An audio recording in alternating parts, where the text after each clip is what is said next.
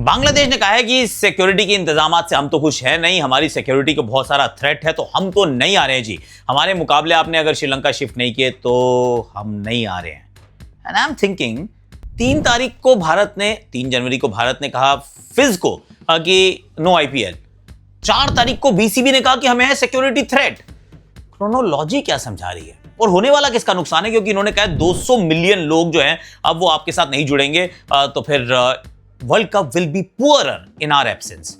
And I am thinking who will be poorer in this whole boycott का जो इस समय माहौल बना हुआ है? क्या हो सकता है? भारतीय टीम की बात भी करेंगे कि जो दूसरा T20 आए है उसमें क्या कुछ ऐसे बॉक्सेस हैं जो अभी भी टिक करने बाकी रहते हैं, और बात तो हम WPL की भी करने वाले हैं। और क्रिकेट का सरपंच वो मैं आपके लिए कल लेकर आऊंगा।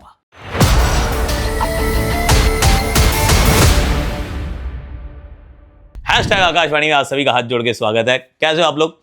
आई रियली होप कि आप अच्छे होंगे। आज शाम का वैसे मुकाबला कहां देखने वाले हो मालूम है ना? आप देखने वाले हैं ऑन जियो हॉटस्टार। आपने PKL कहां देखी थी? जियो हॉटस्टार। और साथ में आप स्टार स्पोर्ट्स इंडिया पे भी मतलब देख सकते हैं। हमारे चैनल के ऊपर शाम को कमेंट्री करूंगा और मेरी जो शार्प ओपिनियंस होती हैं वो आपको हमेशा क्रैक्स पे देखने को मिल जाएंगी। तो हम सारे लिंक्स जो है वो डिस्क्रिप्शन में डाल देंगे। Do check it out. और नाम तो सुनना ही होगा, नाम है भाई इस टी शर्ट के ऊपर बंगाल वॉरियर्स की ये टीम है। इस बार अच्छा नहीं खेली, आई डू गेट इट, पर नाउ लेट्स गो फटफट करके, क्योंकि बंगाल वॉरियर्स की बात कर रहे हैं फिर बांग्लादेश की बात कर लेते हैं, क्योंकि शुरुआत वहीं से करनी चाहिए कि बांग्लादेश ने क्या किया है, क्या हुआ है। मैं कह रहा हूं थोड़ा सा समझने का प्रयास करते हैं कैसे, क्रोनोलॉजी क्या थी। 3 जनवरी को BCCI ने कहा कि एक हमारा डोमेस्टिक टूर्नामेंट है, हम उसमें मुस्तफिजुर रहमान को मौका नहीं देंगे, नहीं खेलने का हम उनको परमिशन देंगे। KKR you please release him. अब ऐसा क्यों हुआ? इसके पीछे की आपको थोड़ी कहानी समझनी पड़ेगी, थोड़े से पन्ने पलटने पड़ेंगे कि ऐसा क्यों हुआ है। ऐसा इसलिए हुआ है क्योंकि for the longest time Hindus का वहां पर वो ऑलमोस्ट ऐसा लग रहा है, इसमें some people will call it genocide, some people will call it hate crime, some people वे want to call it whatever. पर सच बात यह है कि कॉन्स्टेंटली हिंदूज जो है वो अटैक हो रहे हैं, एक के बाद एक। उनके इंस्टीट्यूशंस को जलाया जा रहा है, उनको खुद मार दिया जा रहा है यार। तो उसके लिए अब डोमेस्टिक टूर्नामेंट है, भारत ने डिसाइड किया कि नहीं, domestic tournament we won't allow you to actually participate in a domestic tournament, which I mean controversial हो सकता है, लेकिन डोमेस्टिक टूर्नामेंट है यार। आई मीन अगर BCB ये डिसाइड करे कि हमारा डोमेस्टिक टूर्नामेंट है और हम ये भारत के कमेंटेटर को या इस एंकर को या फिर भारतीय किसी खिलाड़ी को नहीं आने देंगे, भारत को क्या फर्क पड़ेगा? मतलब ऐसा थोड़ी ना कि हम इसका बवाल कर देंगे। तो ऐसा हुआ 3 जनवरी को। 3 जनवरी को भारत ने ये वाली बात कही कि हम ऐसा करने वाले हैं।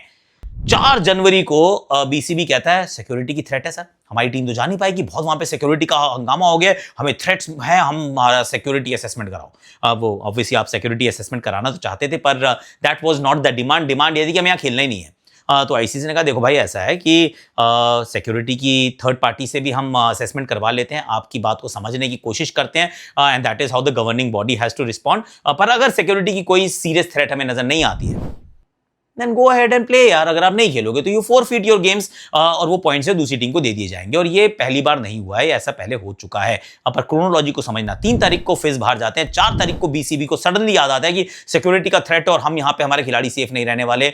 I mean you do the math, क्योंकि math is not mathing sir. ये सच बात है कि एक बंदे का एक डोमेस्टिक लीग में भाग ना लेना, उसको इतना बवाल बना देना कि नहीं ये तो हमारे देश के ऊपर, देश की प्रतिमा पर, देश की गौरव पर, देश की गरिमा पर, और ये कितना बड़ा सवाल आ गया। सर छोड़ो ना, आप अपने देश की सोचो। एक खिलाड़ी नहीं, देश जो है वो एक खिलाड़ी से बड़ा है, व्यक्ति विशेष से बड़ा होता है, थोड़ा सोचने की जरूरत है। But anyway that's the call that they have made. पर ऐसा पहले हुआ है, जब 1996 का वर्ल्ड कप था जो श्रीलंका में हुआ था, वहां पे भी ऑस्ट्रेलिया और वेस्ट इंडीज ने कहा हम नहीं जा रहे, we will not go. ICC ने कहा देखिए जी मर्जी आपकी, नहीं जाना चाहते तो you will have to forfeit the points, forfeited the points. तो वो दोनों मैच जो थे, वो पॉइंट्स जो थे वो अवार्ड कर दिए गए श्रीलंका को, एंड द टूर्नामेंट प्रोग्रेस्ड। मुझे जिम्बाब्वे वाले मैच याद आ रहे हैं, जिम्बाब्वे केन्या 2003 का वर्ल्ड कप मुझे याद आता है। वहां पे भी जिस कंट्री ने अगर नहीं ट्रैवल किया, केन्या या फिर जिम्बाब्वे, होस्ट कंट्री को दे दिए गए पॉइंट्स, क्योंकि ICC की अंडरस्टैंडिंग ये थी कि हमें नहीं है, मतलब वो जो आपकी सिक्योरिटी की जो आपकी असेसमेंट है वो हमारी असेसमेंट से मेल नहीं खाती है, मैच नहीं करती है। So we think that you should go. अगर आप नहीं जा रहे हैं तो इसमें वो जो होस्ट टीम है उसकी कोई गलती नहीं है, होस्ट नेशन की गलती नहीं है, हम उनको पॉइंट दे देंगे।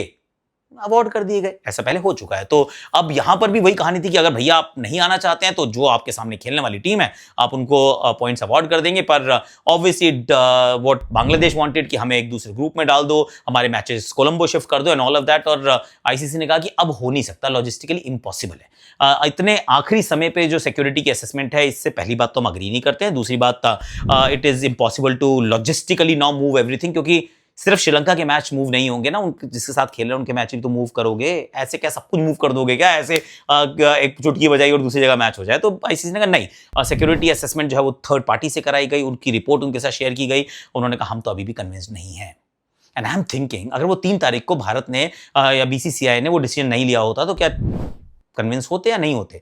That's $1 million question. और उन्होंने साथ में ये भी कहा है कि जो भारतीय जो मतलब जो क्रिकेट है, जो आईसीसी का इवेंट है, ये it will be poorer in our absence, यानी कि हम नहीं आएंगे तो ये थोड़ा गरीब लगेगा ये टूर्नामेंट, क्योंकि 200 मिलियन लोग हैं जो इस खेल को फॉलो करते हैं। आई गेट दैट क्रिकेटर्स का नुकसान होने वाला है, फैंस का नुकसान होने वाला है। नॉट दैट कि Bangladesh comes with a lot of और सच्चाई की बात है, मतलब बांग्लादेश के अगर आप एग्जिट्स देखेंगे इन द वर्ल्ड इवेंट्स, तो फर्स्ट राउंड एग्जिट्स है, वो दूसरे भाग तक पहुंचते नहीं है। जब दूसरे भाग तक पहुंचते नहीं है तो ऐसा नहीं है कि सडनली एक जो विश्व विजेता टीम थी उसको आपने बाहर कर दिया, पर that should not matter. Honestly उनका खेल पे प्रदर्शन कैसा रहता है, पहले राउंड में एग्जिट हो जाता है, उस बारे में बात नहीं करनी चाहिए, दैट्स अनफेयर। पर 200 मिलियन लोग जो फैंस हैं, जो खिलाड़ी हैं, उनको नुकसान होने वाला है, there is no doubt about it. But will the world cup be poorer in their absence? That's a whole different argument. तो पुअरर कौन होने वाला है? Will it be the world cup poorer in their absence, और will Bangladesh be poorer after this boycott? It's a $multi-million question. Just think about it. If you know के साथ आप जरा सोच लीजिए। मीम्स भी बहुत सारे चल रहे हैं। Again I am not going to go there, even though I थोड़ी सी हंसी तो आ जाती है, पर मतलब ऑफिशियल एंट्री थी, आ जाते खेल लेते। Again that is their decision to make. ICC ने जो किया है इट इज वो अब अनप्रेसिडेंटेड भी नहीं है, पर वो क्लियर दिख रहा है कि पाकिस्तान जो है वो भी थोड़ा सा अब्रेसिव होता जा रहा है, बांग्लादेश जो है उसी खेमे में जाता हुआ नजर आ रहा है, which is okay, fine, power dynamics are changing a little, but that is not limited to cricket. If you know, you know. Correct है, सही कह रहा हूं मैं। अब जरा फोकस करते हैं, जो हमारा दूसरा T20 आया है, कोई चीज है जो ठीक करनी है। मुझे अभी भी लगता है संजू सैमसन, ईशान किशन। आइडियली देखिए कॉन्वर्जेशन नहीं होनी चाहिए थी, होती भी नहीं अगर संजू सैमसन लगातार खेलते हुए आते, रन बनाते हुए आते। क्या ही कॉन्वर्जेशन थी, वो वापस ओपन कर रहे हैं, 1-2 मैच में खराब खेल भी गए तो क्या फर्क पड़ रहा है यार, रन इतना थोड़ी ना मतलब मैग्नीफाइंग ग्लास लेके बैठ जाएंगे। पर क्योंकि किस्मत जो है वो इस समय ईशान किशन के बिल्कुल साथ है, और जिस तरीके से चीजें बदली हैं, I mean there is a possibility कि आपने संजू सैमसन को इतने समय तक दूर रखा, मिडिल ऑर्डर में खिलाया, अब आपने वापस उनको ओपन कराई, रन्स बन जाए तो ग्रेट, नहीं बने और ईशान ने बना दिए तो फिर चर्चा का विषय होगा, क्या ईशान को खिलाया जा सकता है in place of Sanju Samson? So I just hope कि दोनों रन्स बनाए। I have no personal bias against this or in favor of that. So I really hope कि ये दोनों रन्स बनाए, क्योंकि इन दोनों के ऊपर बहुत फोकस होने वाला है, और इनमें से जो ज्यादा रन बनाएगा there is a possibility कि वो 7 तारीख को खेलता हुआ नजर आएगा। It's a possibility sir. उसके बाद आप क्या चाहते हैं? सूर्य कुमार यादव के थोड़े से और रन्स चाहते हैं, क्योंकि फॉर्म का असली अंदाजा तभी होगा जब वो 50, 60, 70, 100 रन्स बनेंगे। अगर वो रन्स नहीं बनते हैं तो फिर that is the problem with bad form. जो पुअर फॉर्म होती है ना, आपको थोड़ी सी शुरुआत मिली, अगर वो बड़ी पारी नहीं बनी, if you not spent enough time on the surface on the pitch, and that happened with Rohit Sharma in Adelaide, लगे रहे बट वो 70, 80, 90 बॉलें खेली। It happened with Virat Kohli in Sydney, लगे रहे, फिर आदमी काफी बॉलें खेल लेता है तो फिर वो फॉर्म में आ जाता है। पर अगर आप वो 30-32 पे आउट हो गए, 20-22 बॉलें खेल के आउट हो गए, तो फिर अगर 2 इनिंग्स सिंगल डिजिट्स में आ गई या 11-12-14 रन की आ गई, you're back to square one। तो इस वजह से उनके रन्स बनाना जरूरी है। अगर मौका मिले तो मैं कहूंगा रिंकू को थोड़ा ऊपर बैटिंग करा लो, हालांकि मेरी कोई ज्यादा उसमें आई am not very optimistic about it, क्योंकि टीम ने ऐसा लगता है विचार बना लिया है कि रिंकू तो हमारे फिनिशर ही होने वाले हैं। और एक और चीज है, वैसे न्यूजीलैंड के दृष्टिकोण से अगर मैं देखता हूं कि ये पहली ऐसी श्रृंखला है जो खेल तो रहे हैं पर सिर्फ जीतने के लिए नहीं खेल रहे। अमूमन आप देखते हैं इनको कि ये जीतने के लिए खेलते हैं, इस बार ये वर्ल्ड कप की तैयारी के लिए खेल रहे हैं। ऑफ कोर्स नहीं है Lockie Ferguson, Tim Seifert, Finn Allen, Jimmy Neesham, they have got plenty of players जो वर्ल्ड कप का हिस्सा है, यहाँ नहीं है। क्यों? क्योंकि they are playing T20 leagues across the globe यार, and that is when you feel कि बीइंग इंडिया और being a big rich cricket nation कितना फर्क पड़ता है कि आपको ये वाली रियलिटी नहीं देखनी पड़ती है। तो अभी जो वो देख रहे हैं वो सोच रहे हैं कि चल यार टीम तैयार करते हैं, इस मैच के रिजल्ट, इस श्रृंखला के रिजल्ट को ज्यादा तवज्जो नहीं देंगे, अपन आगे की तरफ थोड़ा फोकस करते हैं। It's very rare to see New Zealand like that, but they are not thinking. ऐसा लगा पिछले मैच में भी, वरना डैरिल मिचेल को वो चैपमैन के बाद तो नहीं भेजते ना जब आपको 12, 13, 14 रन प्रति ओवर चाहिए। सिंपल सी बात है, करेक्ट है कि नहीं है? तो भारत के दृष्टिकोण से कुछ ऐसे छोटे छोटे पहलू हैं जिनको आप you just want to iron them out, and that's about it. That's about it, sir.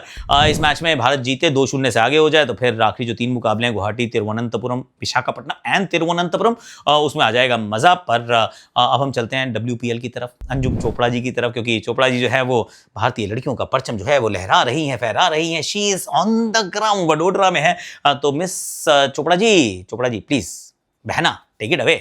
जी जरूर, आपको बताते हैं कि WPL के अंदर क्या हो रहा है। वो इतना कमाल का टूर्नामेंट चल रहा है ना कि चौथे सीजन में शायद सबसे बेस्ट सीजन है, जहां RCB जो है ना वो आराम से बैठी है, वेट कर रही है, नॉट्स एंड क्रॉसेस खेल रही है कि कौन आएगा उनके साथ उनको चैलेंज करने के लिए, क्योंकि वो तो सबसे ऊपर क्वालिफिकेशन करके बैठे हैं। अब जो बाकी टीमें है ना, कभी एक जीतती है, कभी दूसरी जीतती है, कभी 3 मैच गुजरात हार जाती है, फिर जीतती है। यूपी को तो समझ ही नहीं आ रहा कि चल क्या रहा है, और उसी तरीके से मैच भी चला। मतलब मैग लैनिंग ने जब कहा कि आप रन्स बोर्ड पे डालिए, तो गुजरात ने सोचा होगा चलिए 150-55 है, कम रन है अगेंस्ट मैग लैनिंग की स्ट्रॉन्ग यूपी बैटिंग ऑर्डर, लेकिन वो भी काफी पड़ जाते हैं। यूपी तो मुझे लगता है कि अभी तक समझ ही नहीं पाया कि किस तरीके से उनकी बैटिंग चलनी चाहिए, कौन सी बॉलिंग चलनी चाहिए, क्या पिक करना चाहिए। कभी इतना कमाल का खेलते हैं, कभी बिल्कुल ढह जाते हैं। एक बार फिर से गुजरात के सामने ढह गई। हालांकि गुजरात की बैटिंग ठीक ठाक थी, ओके थी, लेकिन छोटी छोटी पार्टनरशिप्स के साथ ना 150 के आसपास पहुंच गए, कम से कम इतना पहुंच गए कि एक मैच बना सकते हैं। पर यूपी जो था वो नाराज ही हो गया। उन्होंने कहा ऐसा कैसे, हमें तो लगा था कि आप 120-25 बनाएंगे, आपने 150 बना दिए, उससे ज्यादा बना दिए। अब आप हमसे कह रहे हैं चेस भी करिए। तो एक के बाद एक विकेटें चलती गई, खोते गए। फिर भी लिचफील्ड थोड़ा बहुत खेल लेती हैं, लेकिन जो बाकी इंडियन प्लेयर्स है ना, उनसे थोड़ा निराशा रहा है इस टूर्नामेंट में।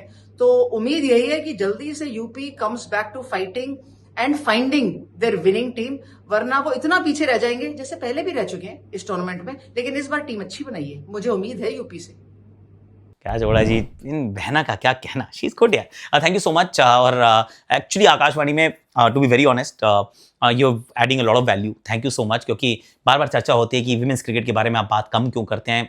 Again I am not the authority on women's cricket, but Anjum is एक चोपड़ा है जो विमेंस क्रिकेट को बहुत अच्छे से जानती हैं, तो फिर she has obliged Akashvani, so thank you. इनके चैनल को लाइक, शेयर, सब्सक्राइब, कमेंट और फॉलो जरूर कीजिएगा, सब्सक्राइब कीजिएगा, और हमारे चैनल को भी कर लेना अगर अच्छा लगे आपको तो। बाकी तो भैया PKL जहां देखी थी वहीं पे आज शाम का मैच देखोगे, और